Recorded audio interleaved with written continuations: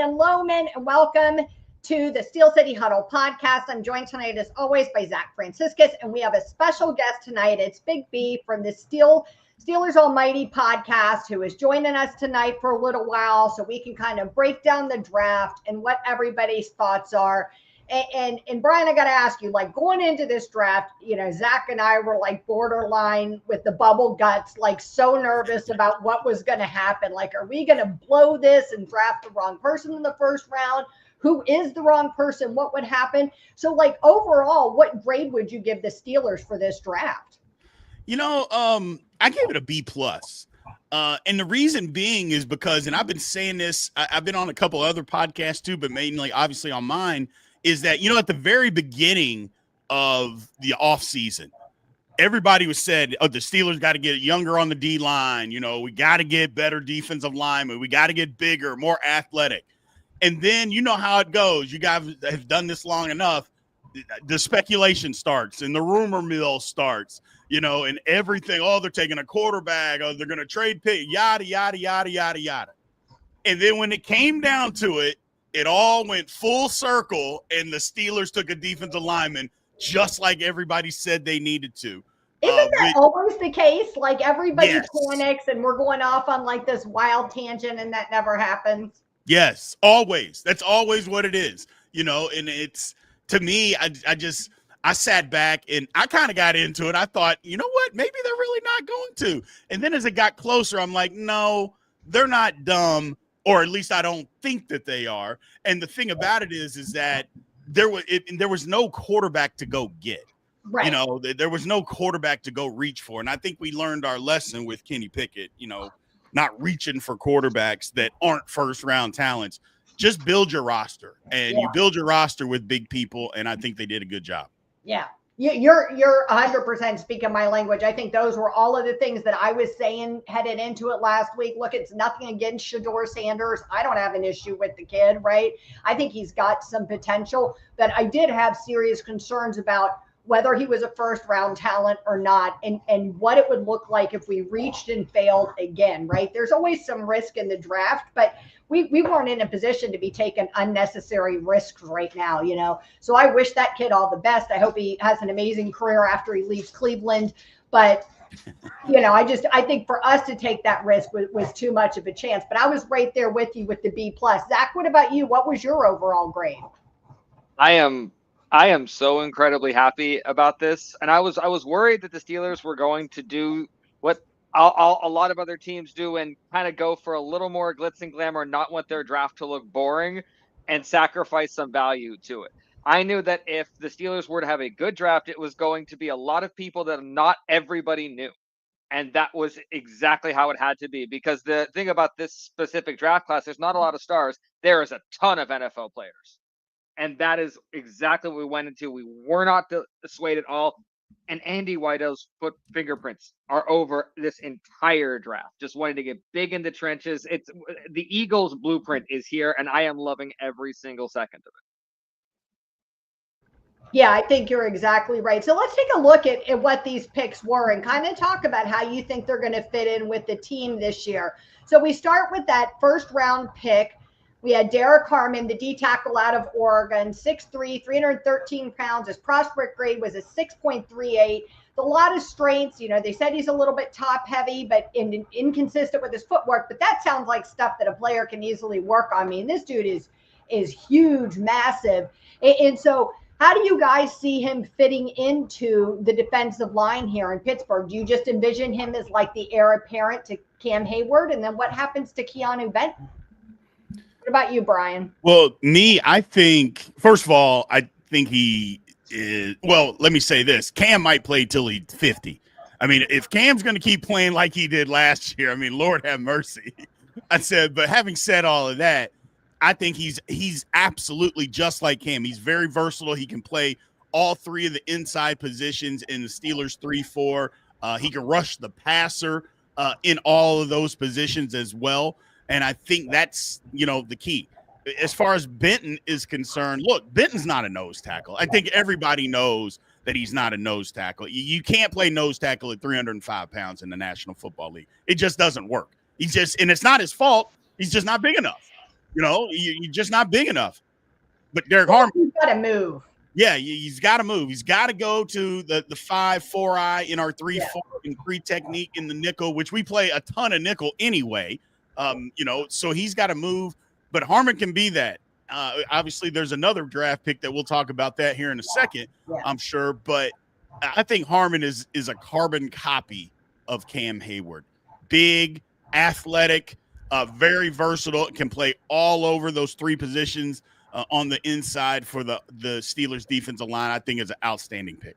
Yeah, I'm sure these kids are no dummies, but I mean, he was on my list when Zach and I did draft picks. He was on, my list of like my top 3 picks, but then to hear him talking about how he modeled this game after Cam Hayward and he can't wait to learn from this, talking about how he watched him as a kid and all this stuff, I was like, oh man, you're like speaking to my soul. Zach, were you as happy about this pick as I was? I was actually I in the rush to get home because I was rushing through traffic. I forgot to let you know. I don't know if you saw my reaction on draft night because Brien, I did for the 4th straight year. I did a live when you draft did your show, I was live the entire first round. It was me pacing in my living room, mostly looking for my remote control. Yes. But I'll let me play the 15 seconds right when we played it because look who I have up on the screen. Looking, I'm not. There it is. The Steelers, the Pittsburgh Steelers select Derek Harmon, defensive tackle out of motherfucking Oregon.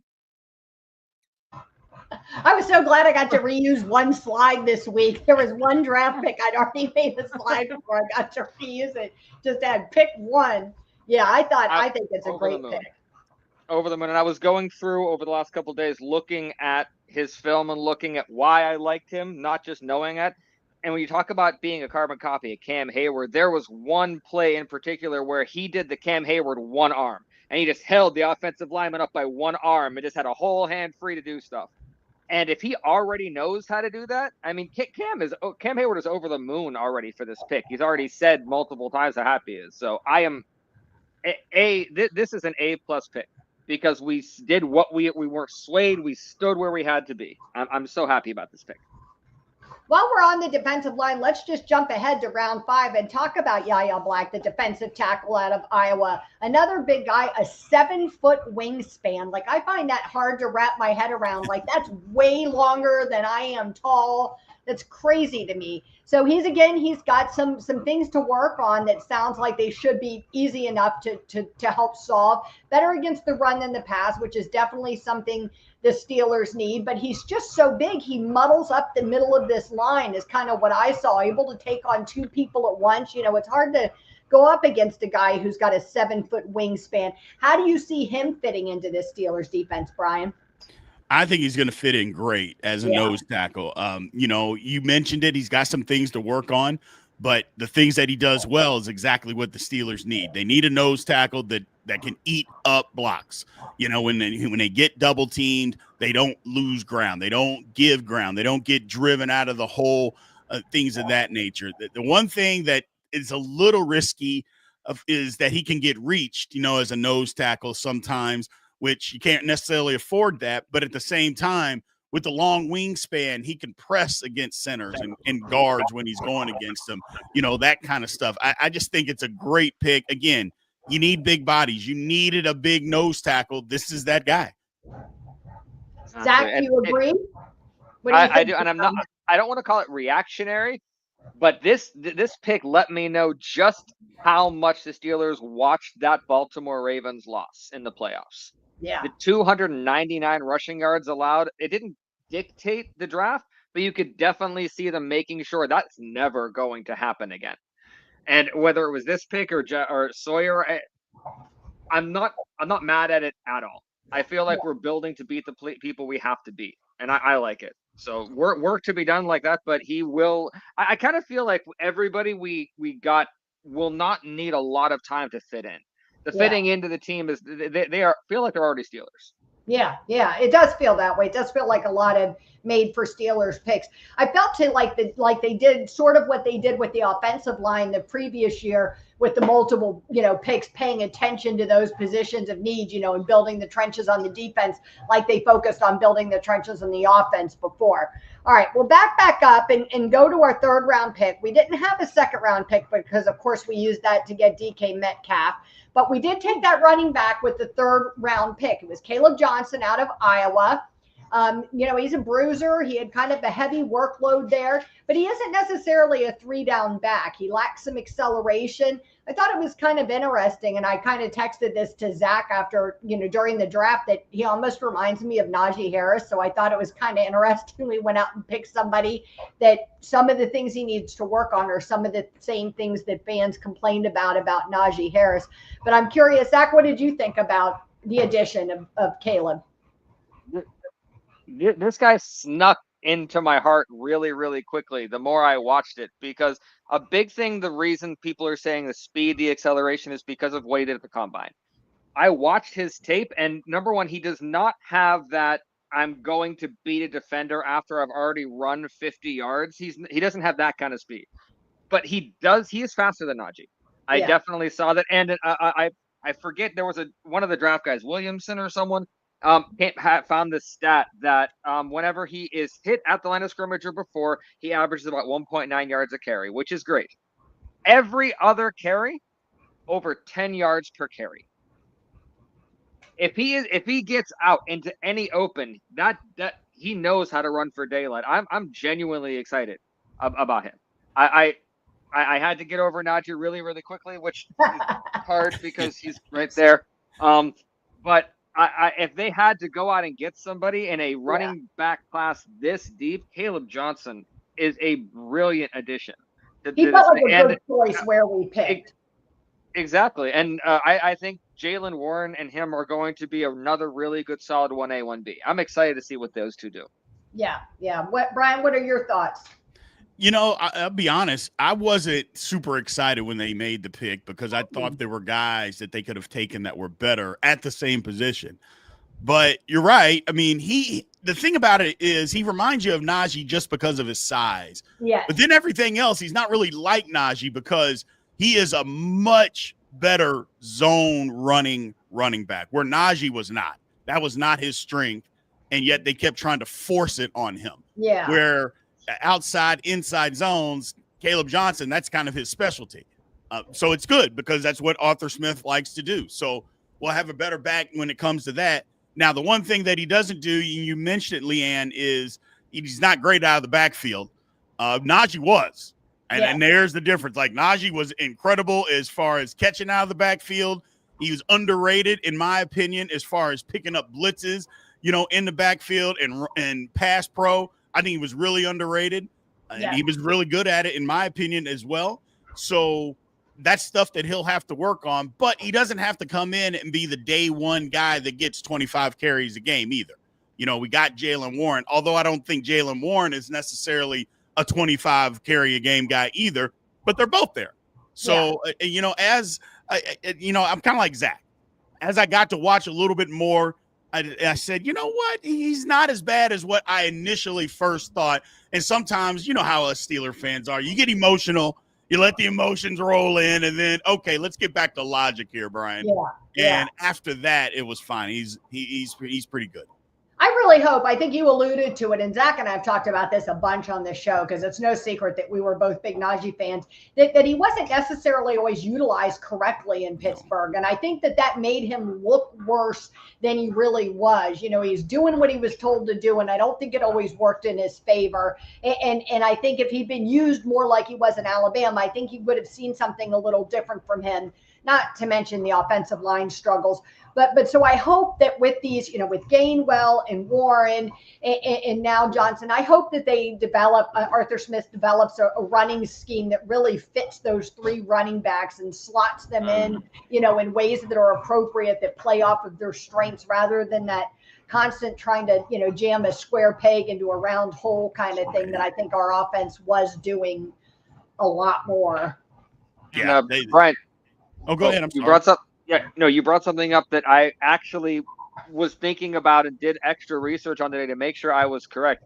And one of the highlight things I was watching, someone said that even though everyone's saying he's Najee 2.0, he's actually a little more like Le'Veon Bell. So that's what started my deep dive into his film. I'm like, if you're like Le'Veon Bell, let me look at it.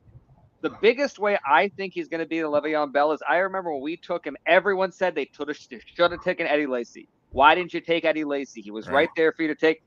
Eddie Lacy turned out to be a very disappointing player in the long run, and Le'Veon Bell was Le'Veon Bell. So despite the fact there might have been other people there, I think in the long run we're going to look back and like, yeah, that's Caleb Johnson. Why on earth would we have thought to? So that's what I think he's going to be like Le'Veon Bell, because I didn't see a lot of Le'Veon in him that I was expecting to. I think they just said his athletic type. He's like 6'1", 225. Right. Those are big cleats to fill, man, being compared to Le'Veon Bell. It's early Le'Veon Bell. Yeah, those are big shoes. We go to the fourth round, and I was super excited about this pick. I didn't think Jack Sawyer would be there in the fourth round. I also didn't think there was any chance in hell we were going to draft an edge rusher. I just didn't think that was on the bingo card for this draft. But at first I was like, why did we spend a draft pick on that, even though I love this kid? And then I was like, you know what? This could make our edge rushing room unstoppable. I think this kid is incredible. I think the amount of hard work he puts in overcomes some of the shortcomings he's got. I saw his NFL comparison with Sam Hubbard, and I felt like that was doing him a little bit of a disservice. I don't know. Brian, what did you think about the addition of Jack Sawyer? I think Jack Sawyer is a good football player. I really do. I wasn't excited because I thought the Steelers could have went corner there, and there were some good corners that would have made a difference on our team. Yeah. So I just wasn't. I'm kind of like you. I was like, I didn't think there was any way in hell that we were going to draft, in the fourth round, that we were going to go edge. Now, Jack Sawyer's fine, and he's really good against the run. We'll see how he progresses in the NFL as a pass rusher, because, again, you mentioned some of his shortcomings. Those can be problems in the NFL when you're dealing with those tackles. But, I mean, he works hard, and his motor is incredible.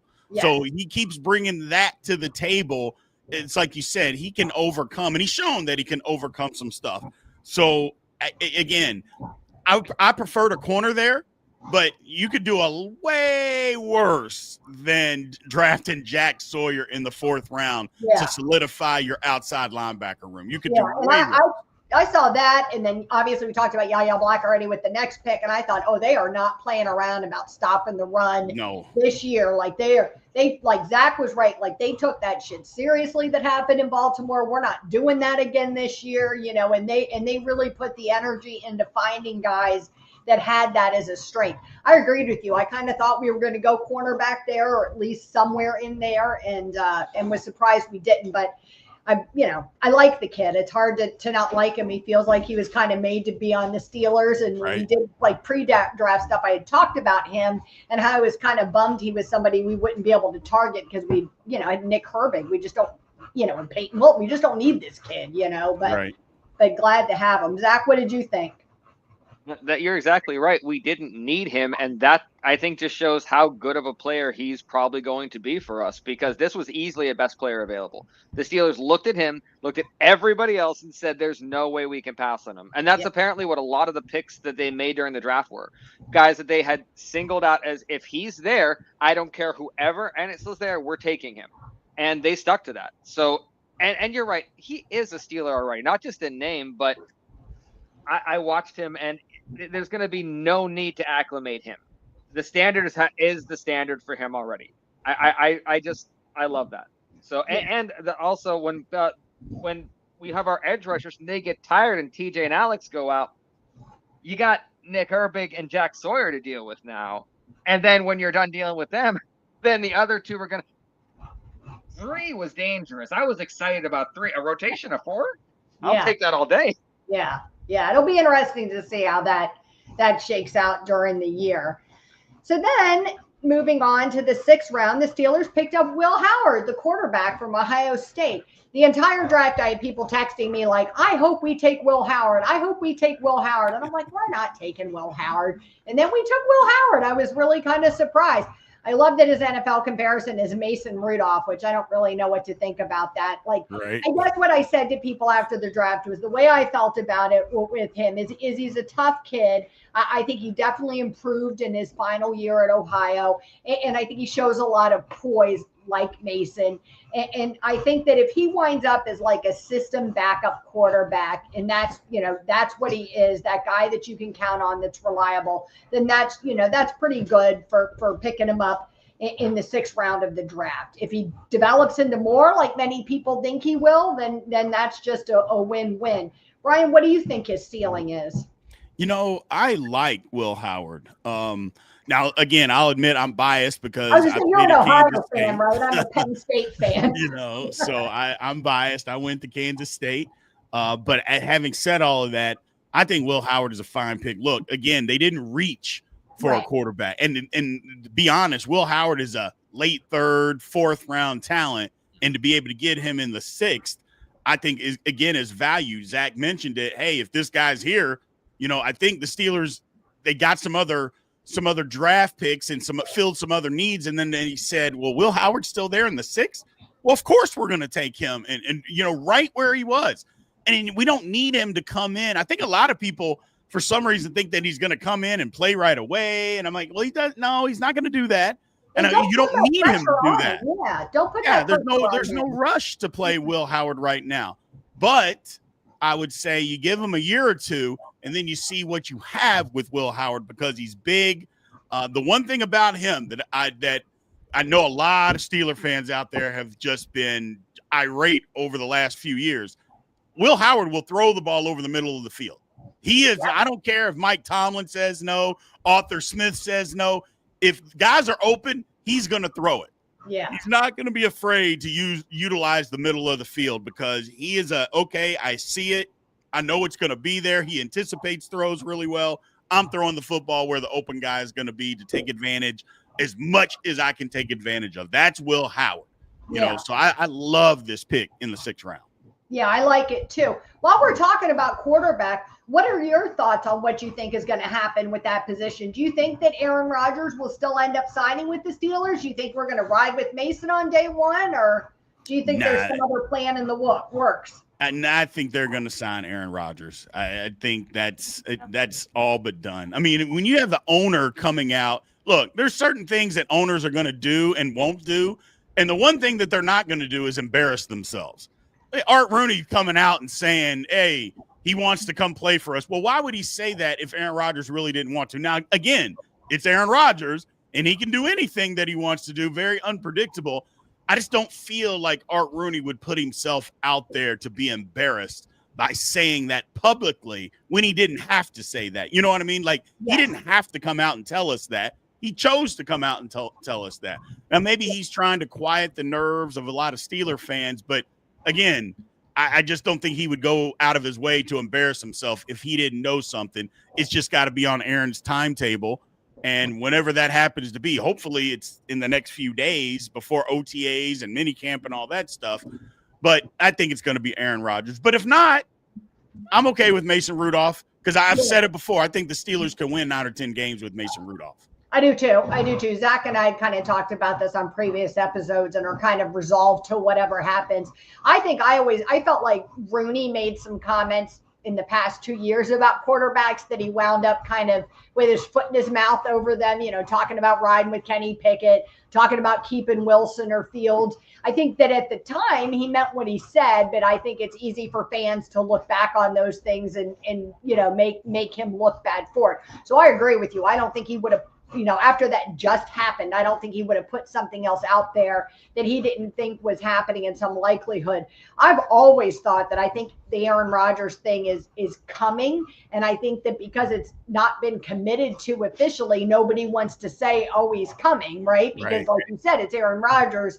Who the hell knows what he could change his mind. He could do whatever he wants at any point, right? So nobody wants to say anything. But I think the Steelers have known all along that, he's coming, but I'm not going to commit until right before whatever OTAs or whatever the self-imposed deadline is he set for himself for whatever reason that's going on in his crazy head. Zach, how do you feel like Will Howard will fit in with the Steelers quarterback room? I just like Brien said, I love this pick.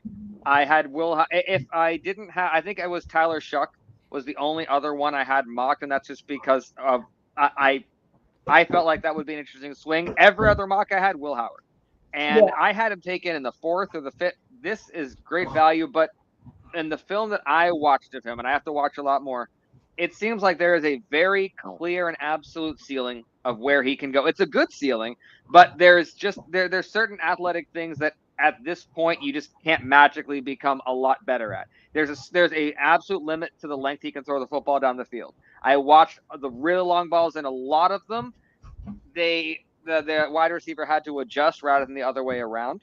But within 40 yards, he's okay. Anything outside of that, he's going to have some difficulty. But if that is the only problem we're going to have with Will Howard, we could have a really good system quarterback on our hands. And there's nothing wrong with a system quarterback if you have a good system. Look at Brock Purdy.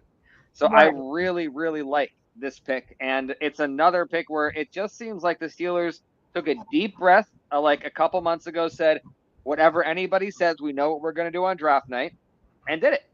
And I feel really comfortable. And with the Aaron Rodgers thing that you just said, I want to make it very clear that everyone knows I would prefer not to have Aaron Rodgers on the team. If he does come, it seemed like we're like, okay, this is Aaron Rodgers. This is the strategy for the next 10 years of the team. And they are completely separate from each other. Yep. That's what I wanted. And I appreciate that, because the Aaron Rodgers thing scared me. Because I saw New York, I saw the end in Green Bay. I'm like, you're going to do that to Pittsburgh? You're going to demand all these things. You're going to go, and it doesn't seem like that's happening. I'm weirdly enough in a better place than I thought I would be about that, and I have a very good draft haul to blame for that. Yeah.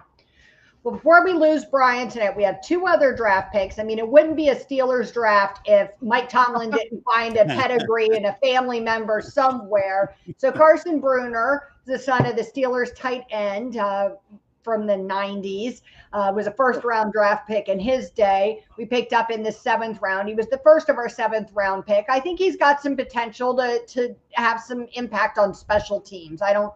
I think he plays stronger than his weight. I agree with that. I think he reads the field well, and I think he might wind up with some special team action. He's not nearly, scary enough as a linebacker to start. And then also cornerback Dante Kent out of Central Michigan.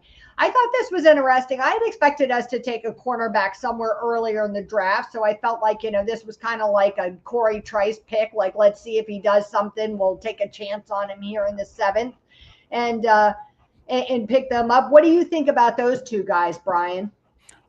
First off, with Bruner, I think you're right. I think it's special teams, but that's a Mike Tomlin special. You're exactly right with, I don't know if you want to call it nepotism or family or whatever you want to call it. His dad is a scout for the team too. So, I mean, how do you get away with not bringing his poor kid on the team? Right. So I think that was the pick. Look, he's a special teams guy. It's one thing to be small, because all middle linebackers or inside linebackers, I should say, they're all not huge, but those guys are usually speed demons, super, just freaky athletic. Bruner is not that. Yeah. So I think special teams is where he can make his mark. Now, don't get me wrong. There's guys that have played 18, 19 years doing literally nothing but special teams. So I'm not predicting that, but I'm saying that's where he can make his mark on this team. As far as Dante Kent, I think it's going to be a battle, to be honest with you, for slot corner. I think he's got a shot to do that. Look, I was a big Beanie Bishop fan, huge Beanie Bishop fan. But we saw Beanie Bishop, and he had some flashes, but for the most part, it didn't look good all year long. It is for most of the year, it just didn't look good. But I'm a fan, but the Steelers have tried to attack that position. They brought in Eccles. Now they're bringing in Dante Kent. It's like, look, we need to get better there. The Steelers are trying to get better there. So I think it's going to be a battle for, number one, the starting slot corner, and then the backup slot corner. We'll see what happens with all of that, but I think he's got a chance. I really do. Yeah. Zach, what are your thoughts? I'm going to paraphrase. I don't know the exact quote, but it's the first 3 rounds are where teams are built, but the next are where Super Bowls are won. And that's what I feel these are. The Steelers in the past drafted really, really well in the lower rounds to get those guys that knew how to contribute exactly when you needed them to. Danny Smith guys. That's what these are great Danny Smith guys. And I guarantee Danny Smith is over the moon when he saw that the 7th round was pretty much dedicated to him. And so it's everything that, because Brian, Leanne knows very, very well. The way you could define me as a Steeler fan is I look like 10 years down the line at all times. I can never just know what's going to happen now. I am always looking at what's going to happen next. Like, what does this mean? How the impacts? This is the most beautiful draft I could have imagined us having. Like, if I could add another plus on it, because every fear I had about us not building the future and not wanting to get back to fundamentals about what made the Steelers great, they pushed aside for me in this. And I'm genuinely happy about that. So these two were another reason why will most likely not become starters. They are going to have an impact in games we win. I guarantee it. Yeah. Brian, I know we have to let you go, but before you leave, I want to ask you, what is like your biggest hope for the 2025 season, right? Like, obviously we all want to win a Super Bowl. Like, that's the goal we're getting back to. But, you know, being a little bit realistic, what is it you're really hoping to see from this group that we seem to be putting together right now? You know, what I want to see is the offense take a step forward.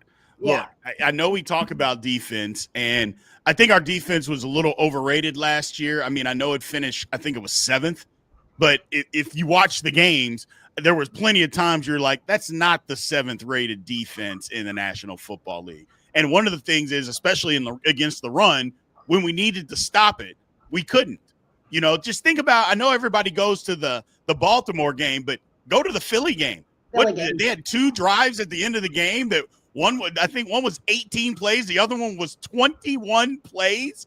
I'm like, we just literally couldn't stop them. So I think the defense has to take a step forward. We have to get better. We had to get bigger and more athletic up front. We did that. But look, we traded for DK Metcalf and we did not trade George Pickens. We got to utilize those guys. And it can't just be go balls outside the numbers.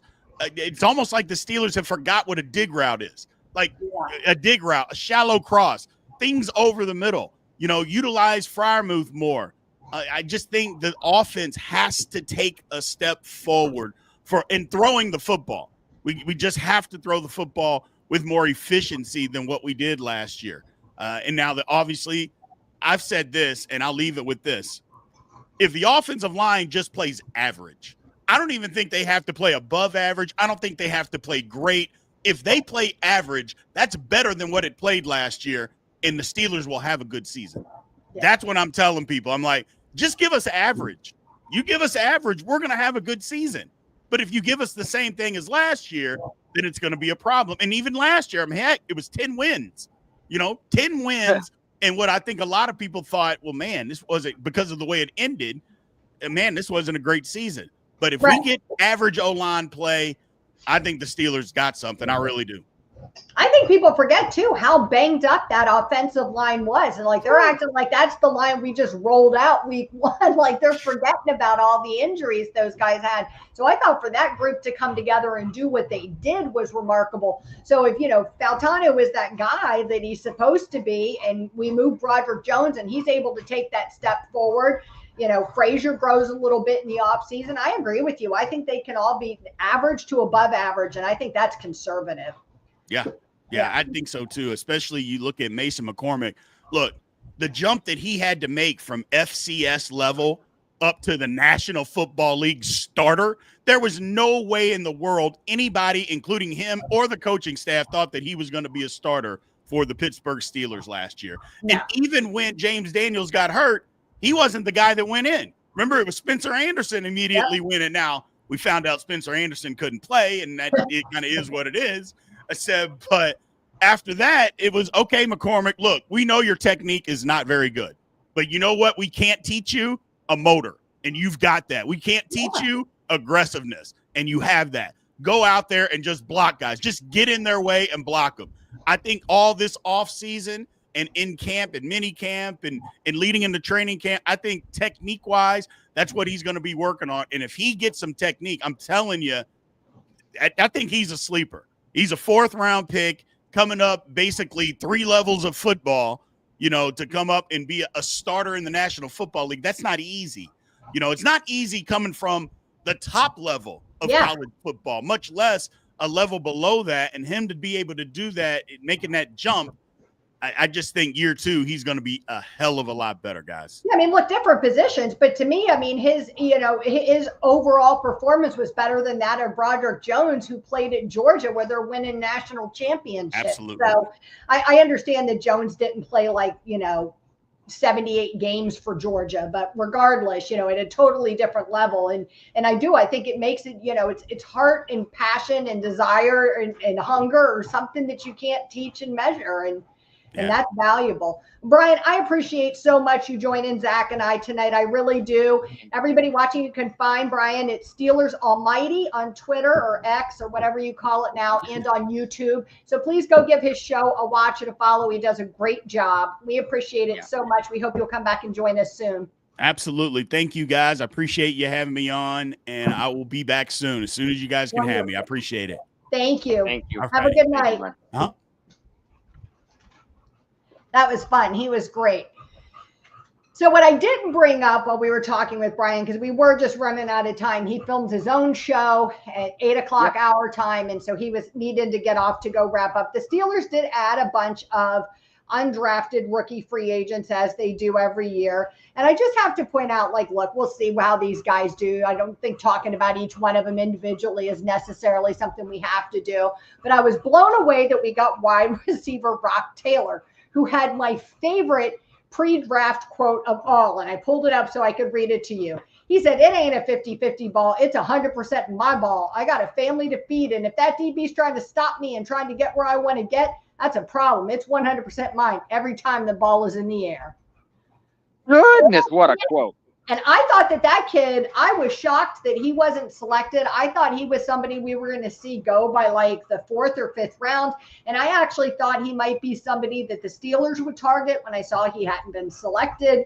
I saw Ryan Fowler say that he thought that he was a high day 3, early day 3, late day 2 pick, that, he kind of hung around, but he went undrafted and the Steelers picked him up. So it'll be interesting to see how he fits into that wide receiver room, but I think he's an impressive kid. I like that a lot. And people forget James Harrison and Willie Parker, both undrafted.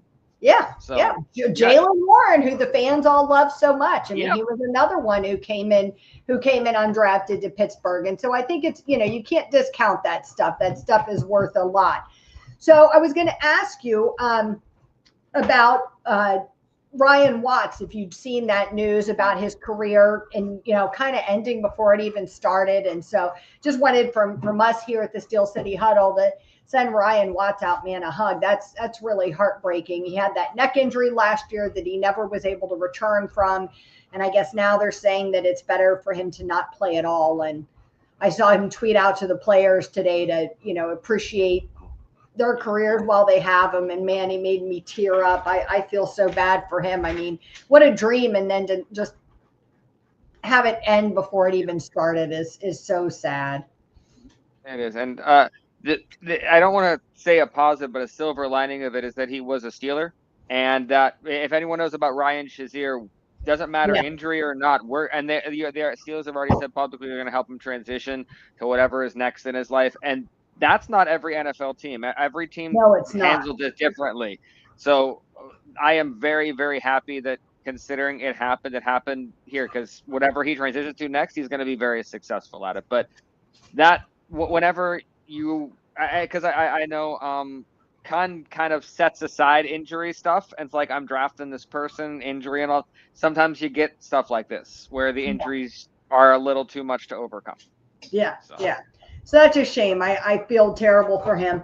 And also Derek Harmon's mom, I thought that was really, really terrible news to see that she passed away right after we drafted him. I mean, I couldn't imagine, that poor kid. I mean, the highest moment in your life and then the lowest moment in your life happening so quickly. So I'm glad he felt like he got to go share that moment with her at the hospital before she passed. But boy, that was really hard to read all that, and for that poor kid to be in the spotlight that way right after, this huge moment in his life. And that was really, really sad news.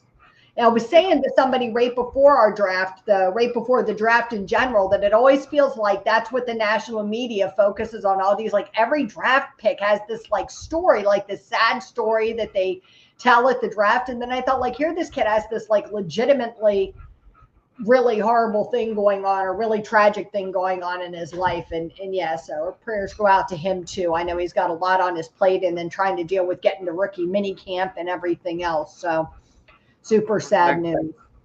It really showed me more of what kind of character he has, because I was listening to DK Pittsburgh Sports after, and he said nobody knew that his mom was on life support. Yeah. He didn't tell any reporters that. When he said bittersweet, all the reporters stopped and looked at each other, and he said this hush fell over the reporter room. And he said it was kind of this like mental agreement that when he said that, everyone's like, okay, no more football. Like football stopped being a thing. And yet again, that is not every team. When everyone's like, oh yeah, well, of course they're going to, it's not an of course in the National Football League. The Steelers do it a little differently. So I know they said he didn't have to have the press conference, like whatever he wanted to do. But to not use that to me, that shows care. And the support system he has around him. There are some support systems out there that would have said, listen, say that, use that. Maybe that'll get you up. And no, he kept it to himself. So that we have a guy character. I like that. Yeah, when you heard that, he used his NIL money to buy his mom like a wheelchair accessible van because she never had one. I was like, man, what a nice kid you are. And look, I'm not knocking Shedeur Sanders. I got nothing against the kid, right? But he's throwing parties with like bags of Louis Vuitton money and all this stuff and rappers and all these things. And we got this other kid buying his mom a handicapped accessible van. And I don't know. I want the kid with like that character like every time, which is not to say that Shedeur Sanders doesn't have character. That's a different level of heart. And I love that. But you're right about the Steelers. I mean, they are that organization. You remember when Presley Harvin's father was so sick, Art Rooney flew him in on like the Rooney's plane to be able to attend a game so he could see his son play because he hadn't been able to because his health had been so bad. And so we, flew him in and they got him, a box and everything else at the stadium so he would be able to see his son play. And I think he passed shortly after that. So the Steelers are definitely, I think, more family friendly. Do you know what I mean? And I know that there's things that the players complain about and the families complain about the surveys every year. But I think overall, I think they really do care about their players. You're right about what they did for Shazier. It's what they've done for other players. They did it for what's his face with the broken leg. Oh, wait. Is that cool? Commanders. Wait. Oh, my gosh. How can I not remember his name? We got him from the Commanders 2 years ago, and he was going to be really good, and then he broke his leg. Forget it. It'll come to me when I stop thinking about it. The other thing I wanted to bring up tonight is karma is an interesting thing. It really is. And I was shocked to see Shedeur stick around to the 5th round like everybody else was. I was shocked that the Browns chose Dylan Gabriel over Shedeur, and then shocked that they took a second quarterback. And then they already have like all this weird quarterback room with Deshaun Watson still being on the team. Now they've got Kenny Pickett and they've got Joe Flacco. Now they've got Gabriel and Shedeur Sanders. But then the news came out that now Deontay Johnson is on that team. And I thought, are they just gluttons for punishment or what? How on earth are Kenny Pickett and Deontay Johnson reunited on a team in this world? And what do you think about the moves? I saw that the Bengals had like the lowest graded draft in the entire NFL, but the Browns, some of their decisions were so strange. What did you think about all of that? That was, I still right now don't really know how I feel about that, because to me, and the thing what everyone said is like, we understand that picks like that happened. They're like, but it was Travis Hunter. Yeah. They're like, that's Travis Hunter. I mean, if you need to know what kind of a person Travis Hunter is, he canceled every plan that he had to stay in Jacksonville, to look at home. He wants nothing more than to play football for the Jacksonville Jaguars from this point. Yeah. And my stepdad was furious. Well, I was on the phone while that was happening, and I couldn't believe that was one of the most Browns things. I forgot that your stepdad is a Browns fan. Yeah. And I was sitting there. I'm like, you're about to get Hunter. I'm sitting there. I'm like, right. If there's someone who can turn that around, and don't get me wrong, Mason Graham's a good defensive lineman. He is. Sure. But a lot of people, now that the dust has settled, have gone back and like, I don't know how much better he's going to be than Harmon. I don't know how much better he's going to be than Kenneth Grant. So the only thing I can say, and the only thing when I said to my stepdad is, if maybe the Browns for the first time in a very long time are actually looking to the future long term and saying, we can either take one generational player or build up. And in the past, it would have been a heartbeat, take that player. But to me, it doesn't matter. When there's a player like Travis Hunter on the board, you don't take phone calls. You don't take offers. You take Travis Hunter. So I that's going to be debated for a very long time to come. Because I truly believe that Travis Hunter will be amazing. Yeah, we had talked about it here, and I really kind of thought that if I were Tennessee, I really would have considered taking Travis Hunter over Cam Ward because he's the superior player. I mean, I understand you need a quarterback and you're desperate and whatever else, but like I question whether Cam Ward is really that guy, and I think there's no question that Travis Hunter is that guy. Now, what your team does with him, how you choose to use him, do you know what I mean? All of those things remain to be seen, right? Like how he actually develops into the pros will remain to be seen. But I agree with you. I think Jacksonville, showed this like eagerness to go get him, and they're going to earn his like loyalty and devotion and all of these things out of that, making this big grandiose gesture to go up and get him. And I was just shocked the Browns let that slip through their fingers. I couldn't believe it. I couldn't believe they did that. I was blown away. The lens that I'm looking at it through, I'm like, okay, so you have to have some kind of comparison. And the Tennessee Titans must have said, okay, if you had to take, knowing how they are now, would you take Troy Aikman or Deion Sanders? And I get a lot of people sat there and like, okay, genuinely debated, like, which one will we take? Because Troy Aikman, as much as I hated that he beat Steelers, he was a hell of a quarterback. I mean, a legitimately hell of a quarterback. And if they believe Cam Ward's going to be that, then they said quarterback is more worthwhile. If 10 years down the line, if they say, oh, I can't believe I missed on Troy Aikman, or I can't believe I missed on Deion Sanders, which one hurts my franchise more? I guess they said Troy Aikman. I don't agree. I think it's Deion and which is Travis. Well, you knew Deion was like look, as much as you can know a player is going to be a sure thing going into the pros, right? Like there's always misses that you think are going to be good and then they aren't, right? That happens. But Deion Sanders was like as much of a sure thing as you could get. I mean, that dude was such a phenomenal athlete in college, a lot like Travis Hunter. You knew he was going to be phenomenal in the pros. He did like amazing stuff that no one else did at that time, and still people don't do it. And so I think that, when you look at that kind of unusual talent, it just doesn't come around very often. That's like a Halley's Comet kind of talent. And you have to take that because look, Troy Aikman was a really good quarterback, but teams can win Super Bowls with someone slightly less than a Troy Aikman if you've got a Travis Hunter on your team. The Eagles did it. All I can say is, I'm sorry, Wayne. I'm sorry. I am so happy we don't have to face him twice a year. I was getting ready. I'm like, oh, I don't want to. Oh, I don't want to. I was like so blown away. And then at the same time, like, oh, thank God. Oh, thank God he's not going to be in the AFC North. I was so worried about having to deal with him and put so much attention on him and defenders on him all the time if he was playing wide receiver, or, thinking like, here's the person who can really, mismatch against Pickens or Metcalf or whomever we've got if he played cornerback. So this is the decision that is either going to make this front office look incredibly smart, or they're going to be looking for jobs in 2 years. Yeah. That's plain and simple. Yeah, but that sort of seems to be the way of the Browns. I mean, that's kind of the way they do things. And I don't know. I was more shocked than anything that they chose to give Deontay Johnson any kind of a chance. I mean, that's insane. I felt like he was toxic last year. Felt like he left Pittsburgh and fell apart. I mean, he went to the Ravens, who I think are really good at managing personnel and getting the best out of guys, and weren't able to do anything with him. I don't know why. There's nothing that I could. Why would you not just, like you said before, not just bring Deontay Johnson on, which alone is a bad move. Why bring him back onto a team with Kenny Pickett? Yeah. What about that duo said, you know what, we need to hook these two back up again?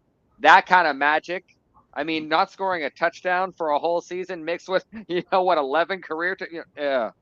So but I am fine with every single team in our division imploding. Implode all you want, everyone, because Right, all of you. the Not Steelers the are a Ravens, much though, of better course, because football they team. have like another amazing draft. They always have amazing drafts. I'm like, how do guys like that should have already been gone, like sit around and wait for the Ravens? They always draft so well. They really do. It's very unfair, very infuriating. Don't they know that they're supposed to be like the Browns and the Bengals and just kind of implode for us? I got one more question I want to ask you before we hop off here tonight. I thought it was really interesting. I did an article on this the other day. Mel Kiper took a lot of heat. I don't know which draft broadcast you watched. We jumped around a lot at my house. He took a lot of heat and criticism for his constant pandering to Shedeur Sanders during the draft. Now, I understand the whole world was shocked that Shedeur fell to the 5th round, right? But Kiper was only talking about that to the point where fans felt like guys weren't getting to hear their name be called, as they were getting drafted because he was stuck on the fact that Sanders was still sitting there. What is your reaction to that? Do you think that criticism is valid? Do you think that that's Kiper's job to be that over the top about it, or do you think he took it too far? Did you see it? I kept up with Yeah. even if I didn't see it. I had my phone and I was keeping up with a great deal of it. And Mel Kiper, he's the personification of what I believe is wrong with media, where you can say a bunch of wrong takes and continue to be considered an expert in your field. He had Patrick Mahomes ranked as the 5th best quarterback in that draft. Yeah. He does not. That's what's frustrating about it, and I was very, very confused about that because there's so many reasons Sanders fell, but exactly that's a great point. But Mel Kiper, do you want to know why Shedeur fell? Because no one in his family said, "Hey, dude, you should probably get an agent." He had no agent. No one to sit down and say, "Listen, you're not going to go on the first." You know that, right? Like you're not going to go on the first. Well, everyone around him said nothing from Lamar. Like that doesn't work well. Do you know what I mean? Like you can't be that guy. You've got to have an agent. Exactly. Yeah, there's unicorns that can do it, but a lot of people are coming out against Dion saying, "Why would you do it to your kid? You had an agent. You had agents that got you millions and millions of dollars. Why wouldn't you make your kid have it?" So there was a lot of arrogance and naivety that went into the Shedeur situation. But at the end of the day, when all of the glitz and glamour falls away, a quarterback who should have been drafted at that spot was drafted at that spot. That's where it went. His amazing generational teammate got drafted where he should have been, and you got drafted where you deserve to go. So at the end of the day, I believe that's what it is. And Kiper should not be considered an expert in the first place. So if you choose to listen to Kiper, and anybody out there chooses to, you're not listening to an expert. You're listening to an old man who people continue to let on television. Right. Like it really was like the old man yelling at clouds on that show. I was like, dude, just stop talking already. Like I did feel bad for the kids who were like popping up on the screen and maybe their friends or family were watching and hoping to hear, the broadcast say something about them and their accomplishments in college. And all it was like, Shedeur. So I appreciate, I'm sure, Dion and Shedeur appreciate his loyalty, but it would have been nice to hear him talk about somebody else. Do you think Shedeur will have any shot of starting in Cleveland this year? I mean, I think he thought all along he was going to go to an NFL team and start like without question in 2025. And Flacco, Pickett, Dylan was drafted, Gabriel was drafted ahead of him. I mean, does he really even have a shot at starting this year? The only reason he does is because it's Cleveland, and I would bet good money that all 4 of them start at some point this year. That's just the Cleveland way. I'm legitimately, but his expectations about starting is yet again because no one sat down and said you're not a first-round quarterback. First-round quarterbacks can leverage that into starting when they might not have started in other situations. Yeah. He is not a first-round talent. He wasn't one. Now he is officially not one. So he's not going to start the first game. But I don't like the word guarantee. You will see Shedeur Sanders play football at some point this season. You simply will. It's Cleveland. Of course they will. Chris is right. It absolutely is the most obscure quarterback room of all time. It's like bizarre. It's like, oh, washed up Joe Flacco, and he's the best quarterback on the team. And then like overrated Kenny Pickett.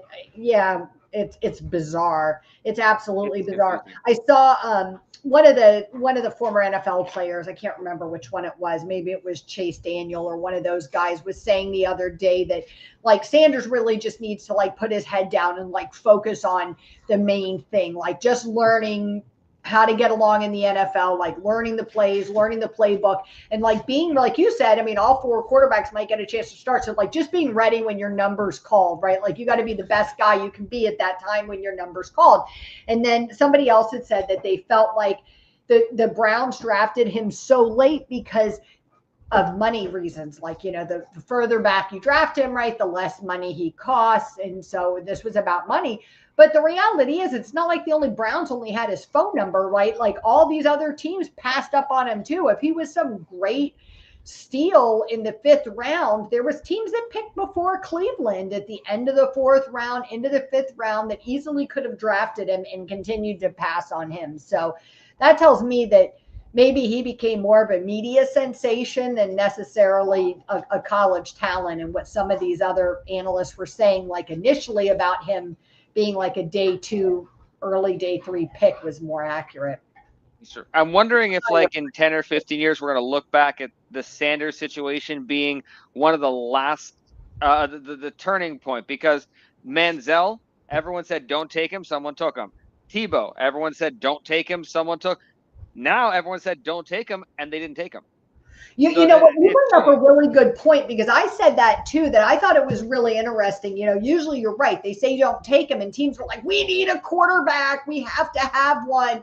And so they just take one anyways. And somebody has the bigger name. He's got this pedigree that you can't deny. The kid does have talent, right? So I felt like there was going to be a team that took a chance on him. I agree with you. I was surprised no one did. So that I think it's a turning point. I'm hoping it's a turning point, because that means that we're going to start valuing running backs more in about 3 or 4 years. That's where the cycle goes. Yeah. Well, it'll be good, because if that actually happens, and that happened a little bit into 2026, maybe we'd have a shot at a decent quarterback next year. So they won't all go like top 3 picks. Exactly. It's going to be, and all the stuff about Arch Manning, the dude's thrown like what, 8.5 passes or whatever. It's a good quarterback class, but let's just calm down on the Manning thing. Yeah. I don't even know that he might not even come out this, you know what I mean, after this year. So it'll be interesting to see how he plays. I mean, I think it's soon for him with as little as he's played, but we'll see. But both Eli and Peyton were 4-year starters. Yeah. So let's give the kid some time. So. Yeah. All right, Zach, it was good catching up with you tonight, talking about the draft. It was good to have our guest Brien on from Steelers Almighty. That was a lot of fun. And we will be back next Tuesday at 7 p.m. for our next episode. If you're catching us after we've already filmed, please do us a favor and like, share, and subscribe to the podcast. You can follow both of us on social media, as well as the Steel City Huddle on Twitter. So please give all of us a follow and drop your comments about the draft. We want to hear your draft grade. Sometime I'll be able to talk draft grade. So either drop them in the comments or tweet them to us. Let us know what you think. Have a good night, everyone. Leanne and Zach would like to thank you for tuning in to the Steel City Huddle podcast. Don't forget to like, share, and subscribe so you don't miss a thing.